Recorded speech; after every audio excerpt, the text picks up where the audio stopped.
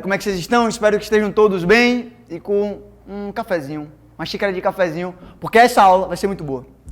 Iremos falar de um tema muito importante e muito interessante. Antes de tudo, vocês já me conhecem, eu espero que vocês já me conheçam, né? Porque a gente já tem muitas aulas. Meu nome é Marcelo, pode me chamar de Marcelinho. Esse aqui é meu Instagram, Marcelo Esquivel. Tá a fim de tirar uma dúvida, tá a fim de trocar uma ideia sobre direito penal? Pode me chamar e a gente vai conversar. Como os senhores podem estar percebendo nesse quadro, vejam bem, olha que quadro bonito, olhe que letra bonita. Os senhores devem estar percebendo, professor, das últimas vezes, víamos um quadro com uma letra educadamente sofrível, uma aberração da gramática. O que acontece, senhores? Eu ouvi essas críticas e resolvi melhorar.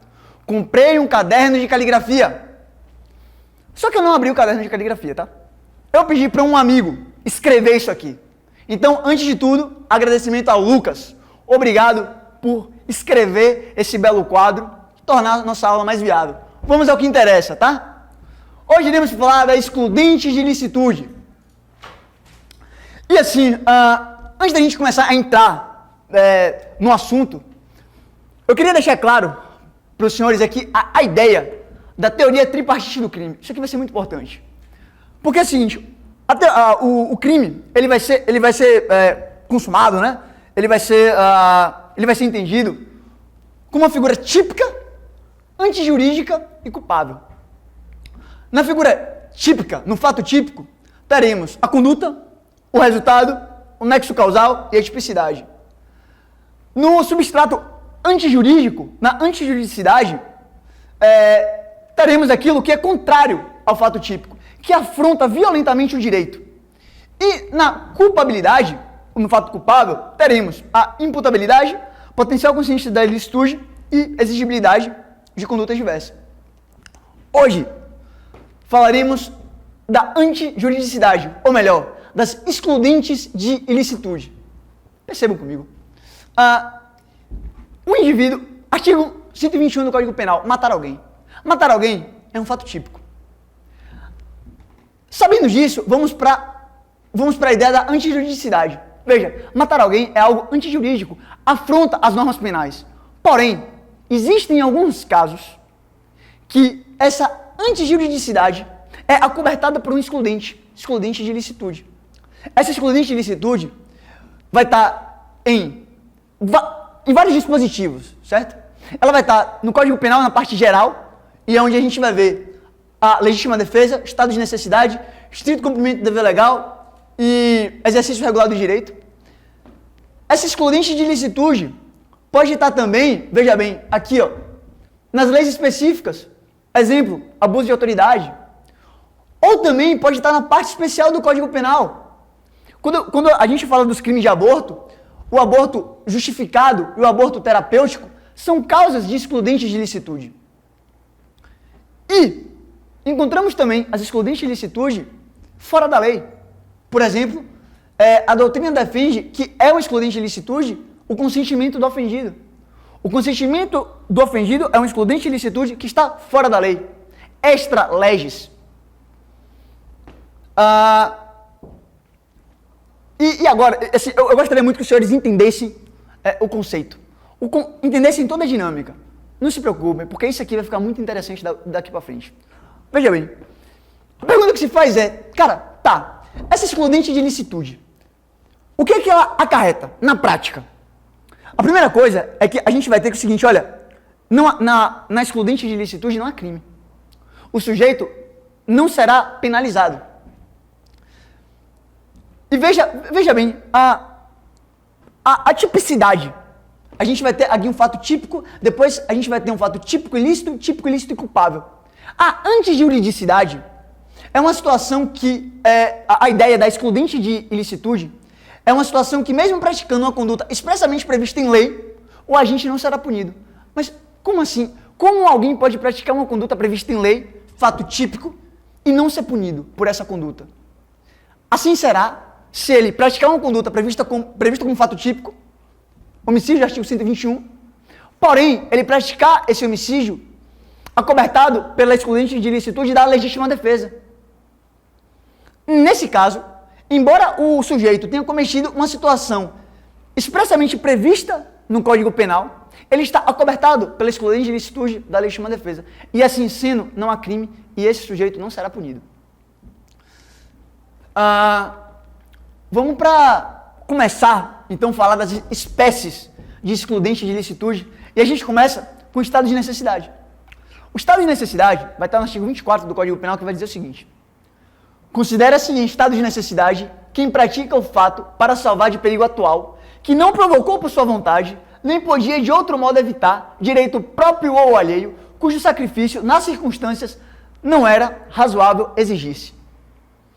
Veja, vamos destrinchar esse artigo 24. Vamos destrinchar essas características do estado de necessidade. O primeiro requisito é o seguinte: o perigo tem que ser atual. No Código Penal, está expressamente falando que o perigo tem que ser atual. Porém, a doutrina majoritária já entende que esse perigo pode ser atual ou iminente. Vamos resolver a questão de prova. Se na questão de prova disser que, de acordo com o Código Penal, o estado de necessidade é previsto quando o sujeito está diante de um perigo atual, está correto. Se na prova disser que a doutrina entende que o estado de necessidade ocorre quando o sujeito está diante de um perigo atual ou iminente, também está correto. Quero levar aos senhores todas as posições para a gente acertar todas as questões de prova. Mais uma vez, no estado de necessidade, o perigo é atual de acordo com o Código Penal. De acordo com a doutrina, pode ser atual ou iminente. Então veja, o primeiro requisito é um perigo atual. E esse perigo atual pode advir de um fato humano, um comportamento animal e um evento da natureza. Imagina, vamos falar do perigo atual, fator humano aqui, ó. Imagina que eu e Lucas, o cara que de forma atenciosa escreveu esse quadro, eu e Lucas estamos num barco. O motor acabou, a comida acabou e só tem uma boia. E para não tentar salvar, eu tento pegar a boia de um lado, ele tenta pegar a boia do outro. Afinal de contas, só um pode sobreviver. Então, senhores, a gente tem um estado de necessidade contra outro estado de necessidade. Você tem um fator humano nessa situação. Um outro exemplo, vamos falar do comportamento animal. Isso aqui é muito importante e despenca em prova. Veja, o comportamento animal, na excludente de ilicitude do estado de necessidade, o animal ele tem que estar solto. O animal ele não pode servir de arma para um crime, de meio para um crime. Vou dar uns exemplos e vai ficar muito mais fácil, assim espero. Veja, se eu estou na rua e sai na rua um cachorro desgovernado querendo me atacar, e eu, no perigo atual desse ataque, subo em cima do carro, ou então apedrejo o cachorro para evitar aquele ataque, eu incorro no estado de necessidade. Porém, se eu encontro o meu desafeto que está com o seu cachorro preso à coleira e o meu desafeto usa do cachorro como arma para me atacar, não será estado de necessidade, será legítima defesa. As questões brincam muito com isso, muitas questões relacionadas a isso. Tomem cuidado. O fator animal, o comportamento animal, no estado de necessidade, para acontecer, o animal tem que estar solto. O animal não pode ser instrumento, arma de alguém para atacar outra pessoa. E a gente vai ter o evento da natureza. Né? Imaginem só. Eu vou dar uma viajada agora, mas é sensacional, eu acho. Olha só, pensa comigo. Imagina, eu gravo esse vídeo de uma das mais belas cidades do planeta, certo? Você deve estar pensando de Nova York? Não. Paris? Não. Acertou quem falou Feira de Santana, a princesa do sertão. Veja, nessa belíssima cidade, que quase nunca faz 20 graus, a temperatura aqui varia de 40 a 45, imaginem só que eu estou andando na rua e porventura cai uma chuva, senhores. Uma chuva de granizo. Veja, a chuva de granizo cai e começa a me machucar, são pedras caindo, eu falo, meu Deus, uma chuva de granizo em feira. E aí, eu vejo que tem um carro parado.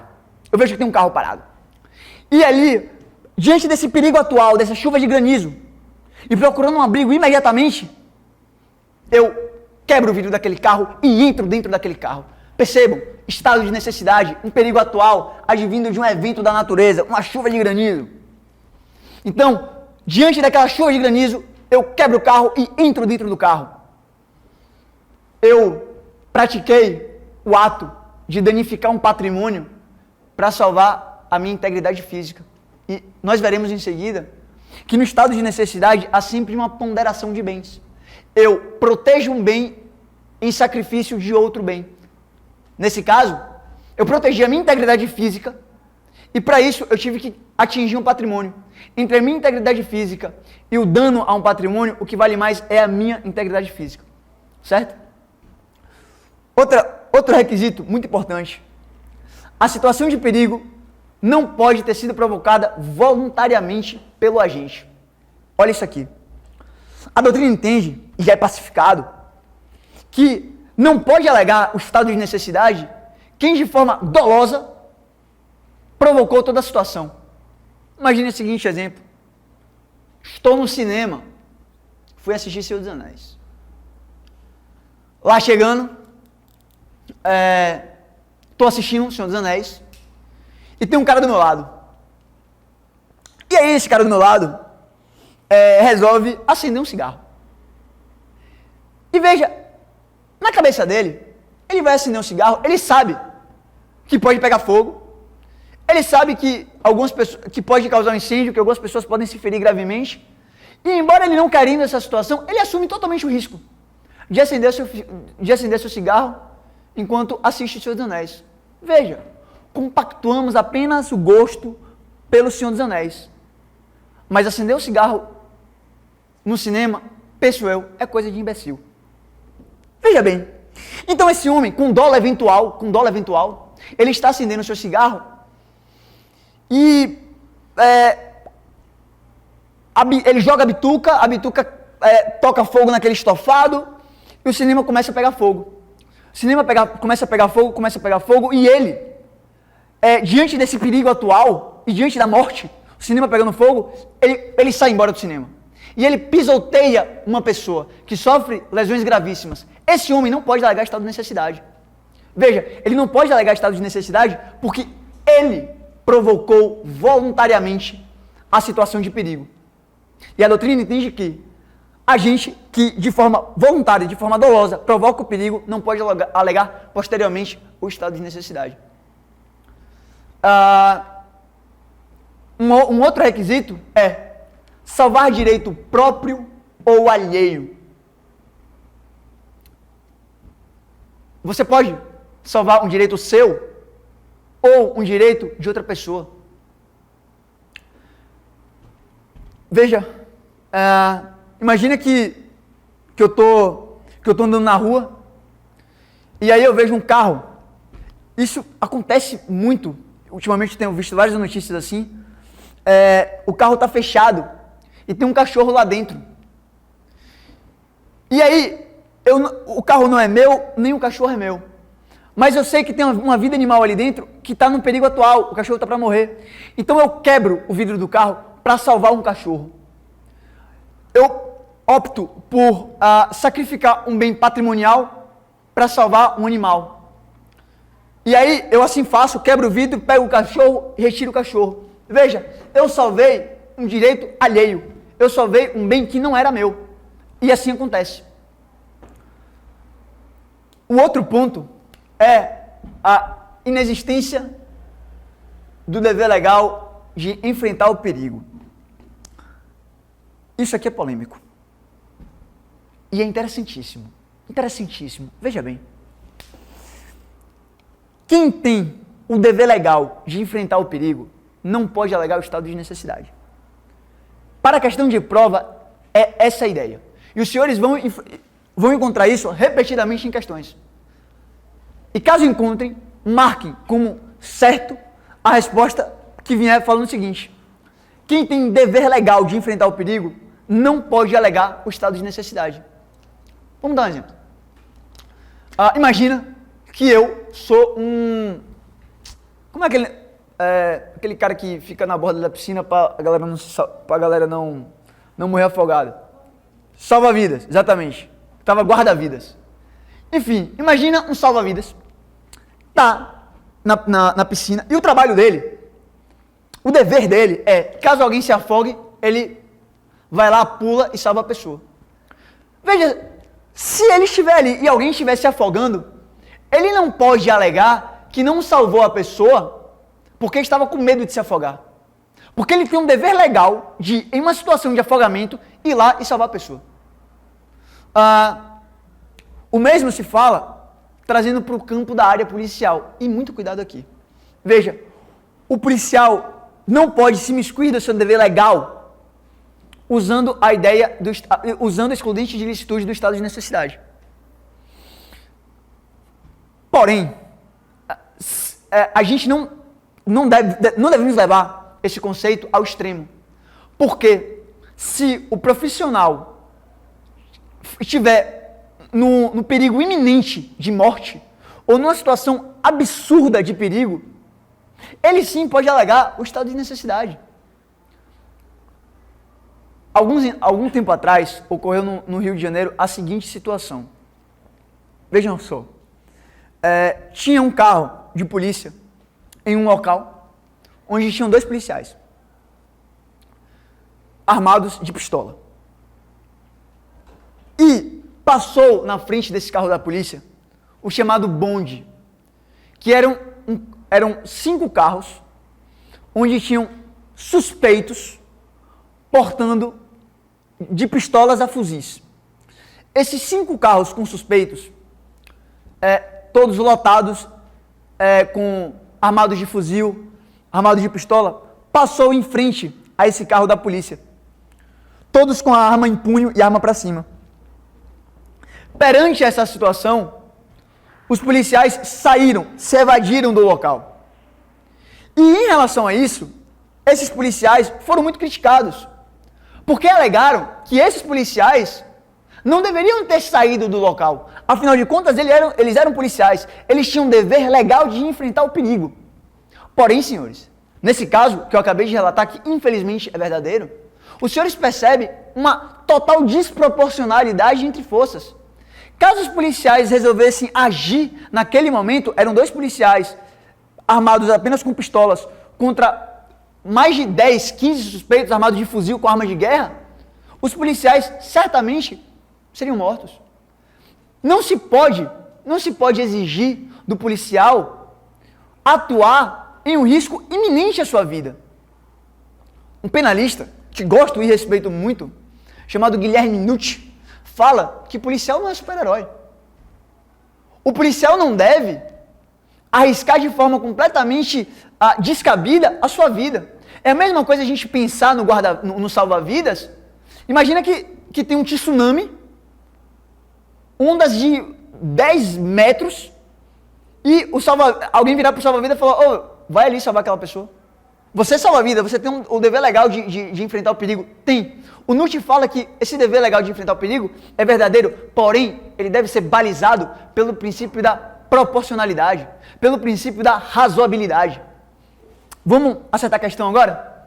Se cair na sua prova uma letra de lei falando, o profissional tem o dever legal de enfrentar o perigo, não podendo utilizar a excludente licitude do estado de necessidade, é verdade.